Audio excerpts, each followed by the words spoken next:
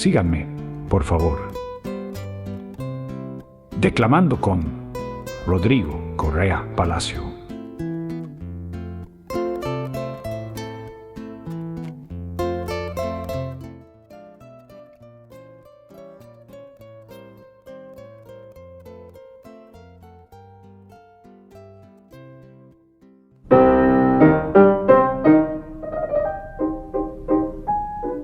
Juego mi vida, cambio mi vida, de todos modos la llevo perdida.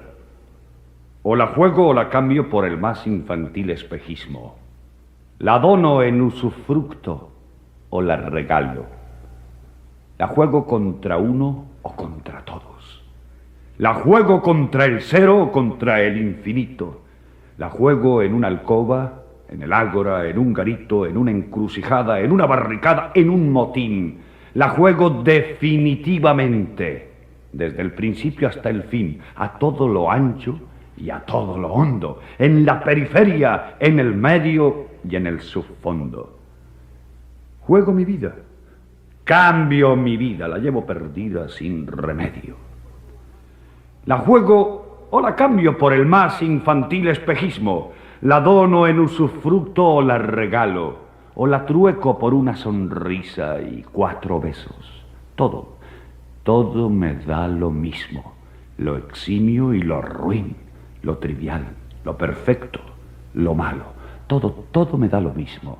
Todo me cabe en el diminuto hórrido abismo donde se anudan serpentinos mis sesos. ¿Cambio mi vida por lámparas viejas? ¿O por los dados con los que se jugó la túnica inconsútil?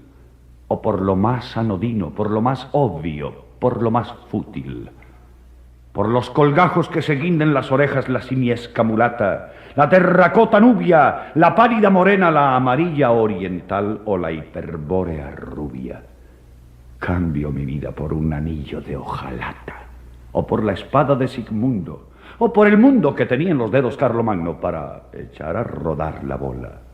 Cambio mi vida por la cándida aureola del idiota o del santo. La cambio por el collar que le pintaron al gordo Capeto o por la ducha rígida que le llovió en la nuca a Carlos de Inglaterra.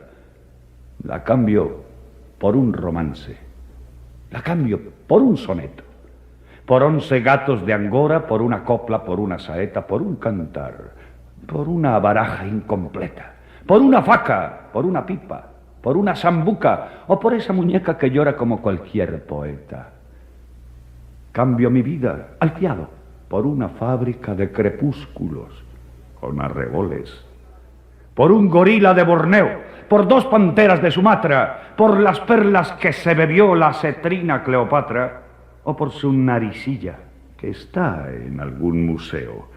Cambio mi vida por lámparas viejas, o por la escala de Jacob, o por su plato de lentejas, o por 2 huequecillos minúsculos en las sienes, por donde se me fuguen gríseas podres toda la altura, todo el fastidio, todo el horror que almaceno en mis odres.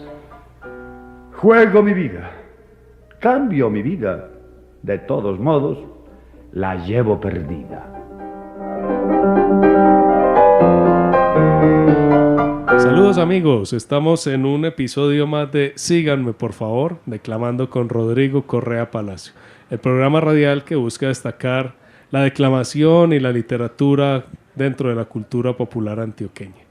El día de hoy estamos en un municipio muy hermoso, muy frío, en el municipio de Sonsón.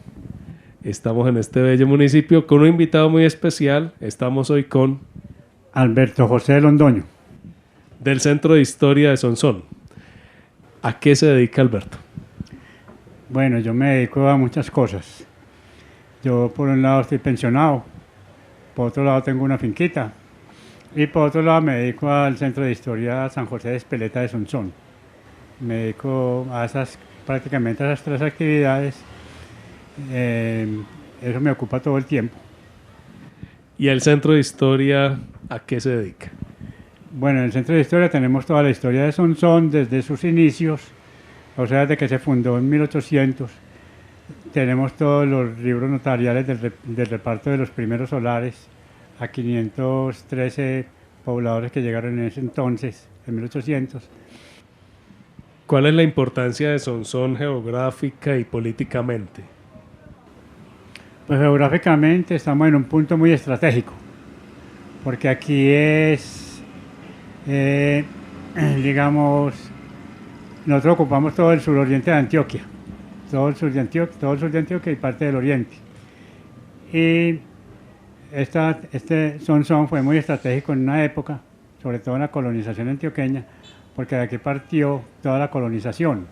Como sabemos nosotros, la colonización fue el mayor movimiento migratorio que hubo en Colombia en el siglo XIX.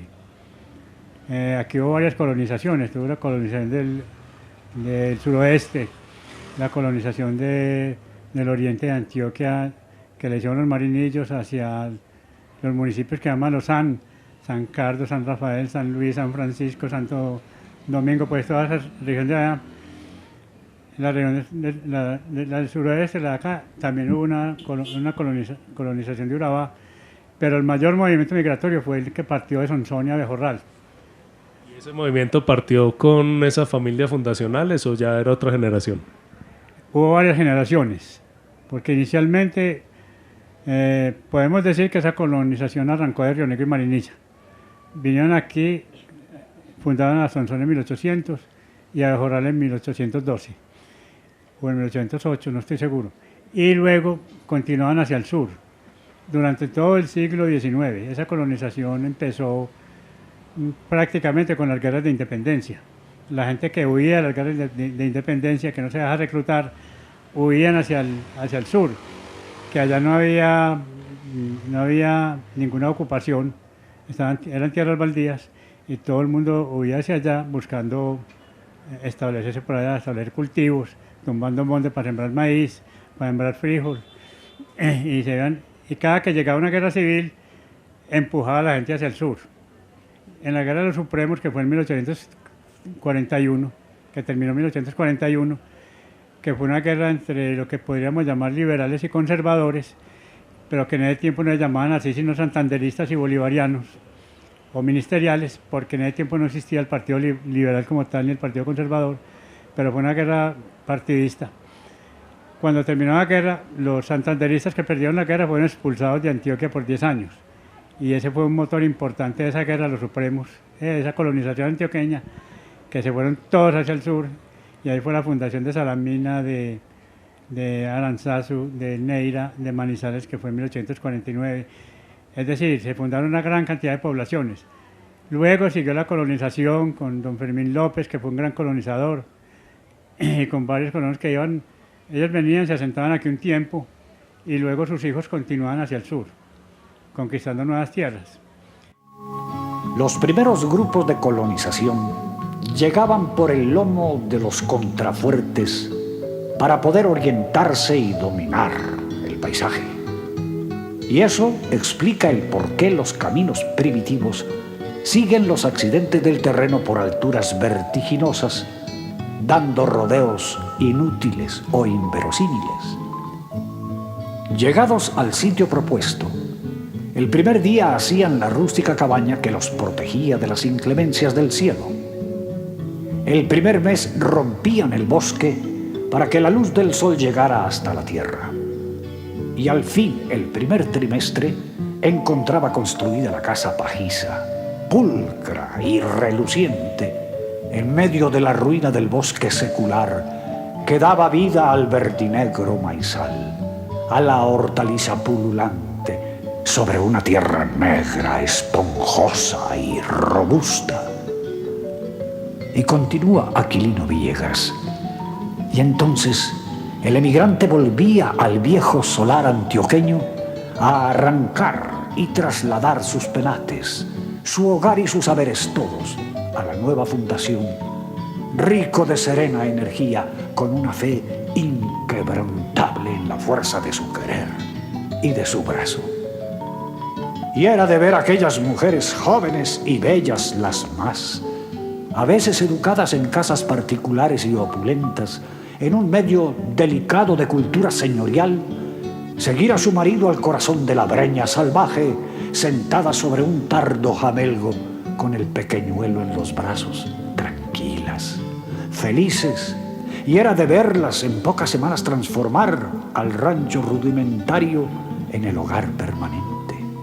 Fuente sagrada, fecunda y honesta de toda energía, célula original de la grandeza de todos los pueblos. Debajo de la comba del roble caído se organizaba el doméstico taller, se mecía la cuna del infante y se elevaba la límpida canción en la transparencia del aire sereno. Crecían en torno todas las humildes plantas familiares, hermanas del hogar y la familia, que quitan el hambre y dan la salud y perfuman el viento. ¿Cómo te llevo en mis entrañas, perfume ingenuo de la malva, de la mejorana, olor del geranio y de la hierbabuena?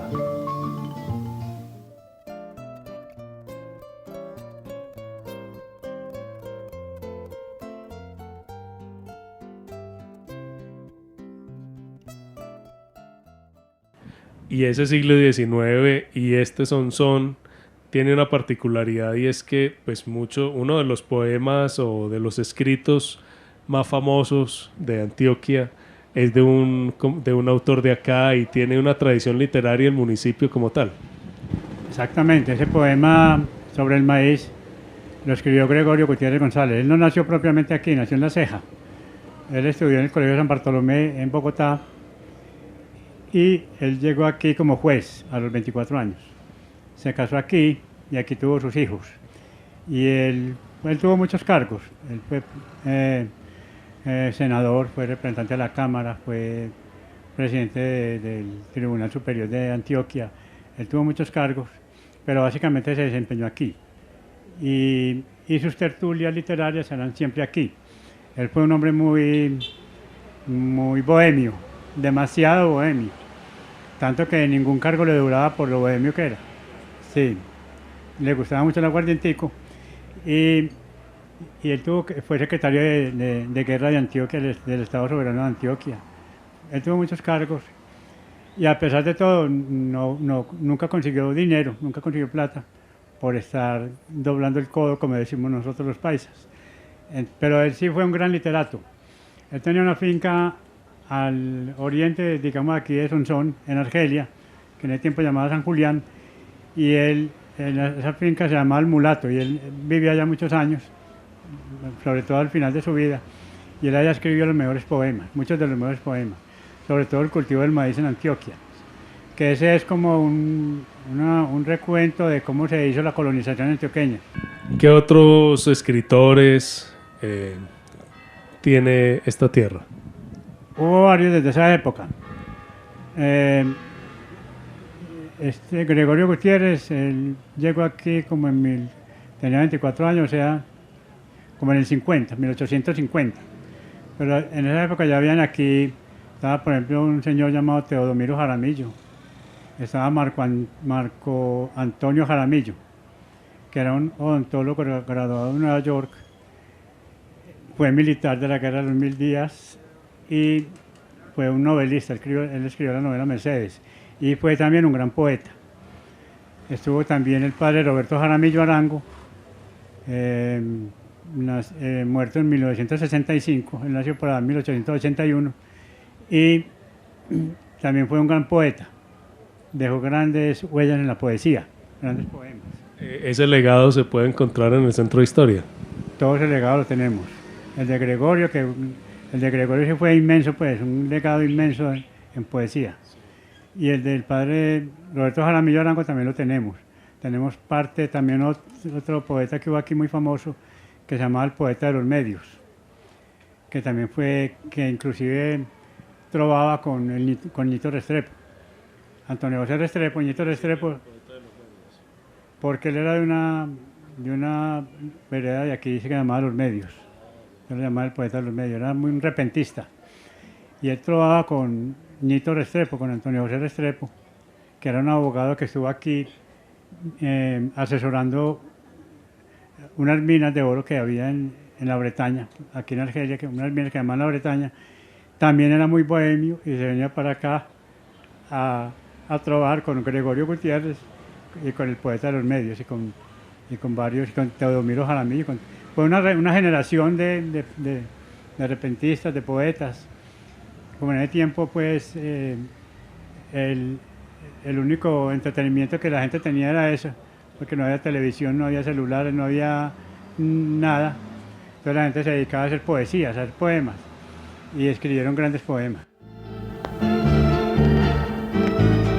Cuando pronunciamos el entrañable vocablo de Antioquia, por una explicable asociación de ideas o sentimientos, simultáneamente divaga la imaginación por esas iluminadas y portentosas pertenencias de ancestro. Yo la contemplo siempre verde, en la arisca topografía o en estado perenne de estro o de calor, y en sus vastos horizontes proyectados, en las lejanías como en líneas trazadas por la mano indócil de un niño. Así lo manifiesta Germán Isaza Gómez, el sencillo poeta vernáculo de Yorombó. Y la veo con su físico rebelde asomada a la claridad de sus auroras o al bermejo encendido de sus crepúsculos. La veo en el manantial de sus cristales, en la timidez de sus oteros donde pasen unos recentales tardos, en el canto rumoroso de la fuente, en esos elementales hilillos de agua que emanan de las peñas cubiertas de musgo, resbalan y corren mansamente por pequeños canales. Afluyen sus caudales en las quebradas, estas en los ríos, para luego seguir a rendir su tributo al mar, a su mar que golpea empenachado de espumas por la legendaria geografía de los Caribes. Yo veo a esta Antioquia maicera en sus panoramas soñadores llenos de luz y de color, en sus hondonadas flores y lomares, en sus caminos que trepan en espiral como por taludes verticales a la casa labriega pobre, limpia y respetable, templo de virtud, con patios olorosos a albahaca y níspero, campestres y saturaciones de boñiga fresca y naranjales florecidos. Llega a mí en el humo de sus fábricas, en el grito varonil y agudo del progreso, en el pitazo de las locomotoras que piafan, se trepan a los cimerales, bajan a las laderas y llegan a cualquier parte, llevando el mensaje de la berraquera de un pueblo macho, enamorado del peligro y la tristeza. La veo en sus caminos y recodos que saben tantas cosas, donde vive el alma del recuerdo, recuerdos emocionales en tropeles de historias de esos abuelos titánicos que se zamparon a la manigua, hacha en mano y corazón heroico lleno de fe, con miedo al miedo, machete al cinto, mulera al hombro, para transformar la fiera selva en aldeas, poblados y ciudades cuya partida de bautismo se halla asignada en altos relieves por el coraje y la temeridad empujosa. La miro en las fondas camineras, rasgando tiples y entonando bambucos, en donde canta el alma del pueblo con un cansancio de luz en las pupilas, en los convites campesinos, en la audacia, la inteligencia, el empuje, la graciosa picardía, y la miro en todo, y se me salen del alma con un grito, no sé si de altivez, de orgullo o de reconocimiento a mi Dios por haberme regalado el privilegio de haber nacido antioqueño. Bueno, y tal vez producto de todo ese legado literario y poético, aparece un personaje muy reconocido a finales del siglo, digamos, la segunda mitad del siglo XX, en Medellín y en Antioquia, y que pudo acceder a la radio y a un programa muy famoso que es pues nuestro centro del programa, que es Rodrigo Correa Palacio, de este mismo municipio. Exactamente, ya inclusive para el siglo XX habían surgido varios folcloristas, ya no poetas en el sentido lírico de la palabra, sino folcloristas. Ese arte de la declamación aquí ha sido más o menos común. Pues a la gente le ha gustado declamar, desde niños. Uno ve niños en esos programas declamando, ¿cierto? Pero ese arte de la declamación se había perdido mucho. Rodrigo Correa lo rescató mucho y lo llevó para los libros, lo llevó a los acetatos, lo llevó a la radio, a RCN, a Todelar, lo llevó a la televisión inclusive. Y él tiene un compendio de muchos libros donde habla de ese folclorismo. Arrieros somos, ¿cierto? Como ese origen arriero, pues, de la Antioquia inicialmente, cuando no habían carreteras, sino que todo el transporte tenía que ser en bueyes y mulas. ¿Qué significado tiene Rodrigo Correa Palacio para Sonsón? Mucho significaba porque él fue precisamente el que sacó a relucir esa Antioquia arriera, esa Antioquia emprendedora, esa Antioquia que le tocó la vida difícil, dura. Y es reconocido en Sonsón. Es reconocido en Sonsón y en toda Antioquia. Él recitaba los poemas de Jorge Robledo Ortiz, que Jorge Robledo Ortiz fue un gran poeta, y los declamaba Rodrigo Correa, porque él fue un gran declamador, tenía una voz impresionante para declamar. En la voz de Rodrigo es que se conocieron más que todos esos poemas de Jorge Robledo, fue donde se popularizaron más en la voz de Rodrigo. Hubo una Antioquia grande y altanera, un pueblo de hombres libres, una raza que odiaba las cadenas y en las noches de sílex ahorcaba los luceros y las penas de las cuerdas de un tiple. Siquiera se murieron los abuelos, sin ver cómo semellan los perfiles. Hubo una Antioquia sin genuflexiones, sin fondos ni declives, una raza con alma de bandera y grito de clarines, un pueblo que miraba las estrellas buscando sus raíces. Siquiera se murieron los abuelos, sin ver cómo afemina la molicie. Hubo una Antioquia en que las charreteras brillaban menos que los paladines, una tierra en que el canto de la cuna adormecía también a los fusiles, una raza con sangre entre las venas, pero sin sangre niña en los botines. Siquiera se murieron los abuelos, sin ver los cascos sobre los jazmines.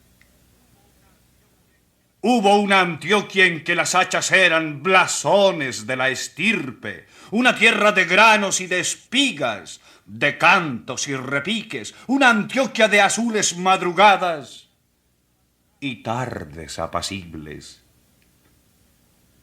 Siquiera se murieron los abuelos, sin sospechar el vergonzoso eclipse. Hubo una Antioquia en que la cruz de Cristo llenaba el corazón de los humildes, una tierra en que el pan era sin llanto y el calor del hogar sin cicatrices, una raza de hombres que tenían el alma buena y la conciencia simple. Siquiera se murieron los abuelos frente a la dulce paz de los trapiches. Hubo una Antioquia donde la esperanza medía su estatura en las raíces, una raza de hombres que ignoraban la blanda sumisión de los rediles, un pueblo campesino de patriarcas con poder en la voz, no en los fusiles. Siquiera se murieron los abuelos, sin ver omnipotencia en los alfiles. Hubo una Antioquia de mineros fuertes, de arrieros invencibles, de músculos que alzaban el futuro con vara de mimbre, una raza enfrentada a la montaña con tesón de arrecife. Siquiera se murieron los abuelos, sin la sensualidad de los cojines. Hubo una Antioquia donde la alegría retozaba en los ojos infantiles, un pueblo que crecía en las campanas de las torres humildes y respetaba el grito de la sangre y la virginidad de los aljibes. Siquiera se murieron los abuelos, creyendo en la blancura de los cisnes. Hubo una Antioquia de himnos verticales, de asadas y clarines, un pueblo que veía en las estrellas dorados espolines y le rezaba a Dios mientras la luna templaba la nostalgia de los tiples. Siquiera se murieron los abuelos, con esa muerte elemental y simple. Terminemos contándonos un poco, Alberto, Sonsón como municipio, ¿cómo honra de alguna manera la memoria de Rodrigo Correa Palacio? Pues nosotros en febrero de este año lanzamos una revista, una edición especial del Centro de Historia de la revista Pregón, que ha sido la publicación que ha traído el Centro de Historia desde sus inicios, dedicado únicamente a Rodrigo Correa Palacio. No, ahí tenemos la biografía. Él cumplió 100 años este año a principios. La biografía de él, pues todo el legado cultural de él, el legado folclórico de él, relatos de la familia de él, porque todavía tiene mucha familia, todavía aquí hay mucha familia de él. Rodrigo Correa, entre otras cosas, es hijo de una familia muy intelectual. Por ejemplo, el papá de él fue el primer librero que tuvo Sonsón. Él tuvo aquí una sucursal de La Pluma de Oro, que era una librería que había en Medellín, y tuvo aquí una sucursal de La Pluma de Oro. Y ese señor fue toda la vida librero y él fue uno de los primeros bibliotecarios que tuvo Sonsón. Después, a la muerte de la hija de él, Miriam Correa Palacio, hermana de Rodrigo, siguió con la biblioteca. Y la biblioteca de Sonsón en este momento se llama así, Biblioteca Miriam Correa Palacio. Y todos ellos han sido profesores, siempre se han guiado por la literatura, por el folclorismo, aún hoy en día. Los hijos, los descendientes, pues los nietos, siempre han sido muy dedicados a la literatura. Danos horarios y dirección del Centro de Historia para cuando la gente venga a Sonsón, por favor. Bueno, el Centro de Historia funciona en la Casa de la Cultura, que queda en la carrera 7, número 836.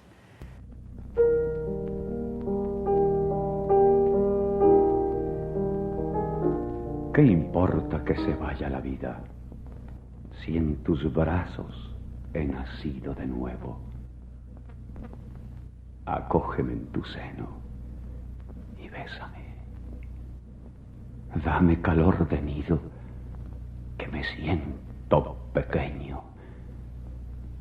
Déjame aprender en tus ojos las palabras que no se dicen nunca. Déjame jugar con tus cabellos y de cuando en cuando bésame, que me siento pequeño. Quédate junto a mí, no te muevas. Acaricia mi frente, aprisiona mis manos y bésame de nuevo, que tengo sed de ti. Quiéreme como soy, como un niño pequeño. ¿Qué importa que se vaya la vida si en tus brazos he nacido de nuevo?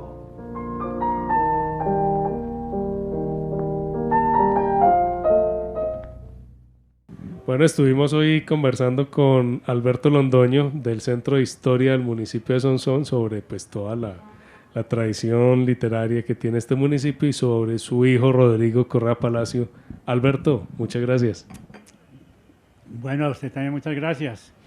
Y lo esperamos por aquí nuevamente. Cuando quiera venir, aquí nos encontramos. Es un pueblo recomendadísimo para todos. Nos escuchamos en una próxima emisión. Chao. Acabamos de escuchar. Síganme, por favor. Declamando con Rodrigo Correa Palacio. Agradecimientos a Instituto de Cultura y Patrimonio de Antioquia, Museo Sonoro Digital, emisora Juventud Estéreo. Hasta pronto.